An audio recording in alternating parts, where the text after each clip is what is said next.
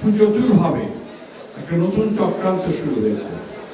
এই চক্রান্ত হচ্ছে বাংলাদেশকে আবার অস্থিতিশীল করা, বাংলাদেশকে আবার বিপদে নিমজ্জিত করবার জন্য।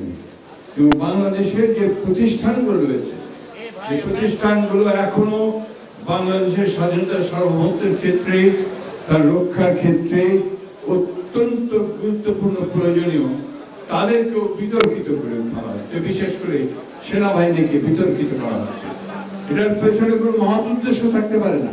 এটার পিছনে উদ্দেশ্য একটাই, ঠিক অতীতে ফ্যাসিস্ট সরকার আমলে যেভাবে বাংলাদেশের স্বাধীন সার্বভৌমত্বকে বিপন্ন করা হয়েছে, আজকে আবার বাংলাদেশের স্বাধীন সার্বভৌমত্ব যেন বিপন্ন হয়, আমরা যেন আবার অরক্ষিত হয়ে পড়ি।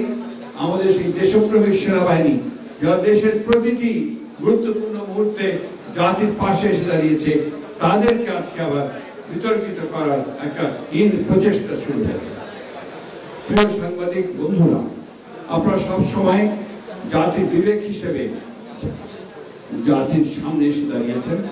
জাতির মুহূর্ত, বিপদের মুহূর্তগুলোকে আপনারা অতিক্রম করে জনগণকে সঠিক যে সংবাদ, সেই সংবাদ দিয়েছেন, তাদেরকে সমৃদ্ধ করার চেষ্টা করেছেন।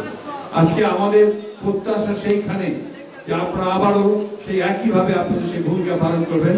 বিশেষ করে মিডিয়া সেলের কাছে আমাদের যে প্রত্যাশা, সেই প্রত্যাশা হচ্ছে যে সমস্ত রং ন্যারেটিভস বিএনপির বিরুদ্ধে এখনো প্রচারিত হচ্ছে, ডিসইনফরমেশন প্রচারিত হচ্ছে, তার বিরুদ্ধে আপনারা আপনাদের দায়িত্বগুলো পালন করবেন।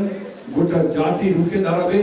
বাংলাদেশকে এই অস্থিতিশীল করার চক্রান্তের বিরুদ্ধে আমরা সবাই এক হয়ে কাজ করব, এই হোক আজকে আমাদের প্রত্যাশা। সকলকে ধন্যবাদ। আসসালামু আলাইকুম। খুদা হাফেজ। বাংলাদেশ জিন্দাবাদ। বাংলাদেশ জাতীয়তাবাদী দল জিন্দাবাদ। মিডিয়া সেল জিন্দাবাদ। শহীদ জিয়া অমর হোক। দেশনেত্রী বেগম খালেদা জিন্দাবাদ। তারেক রহমান জিন্দাবাদ।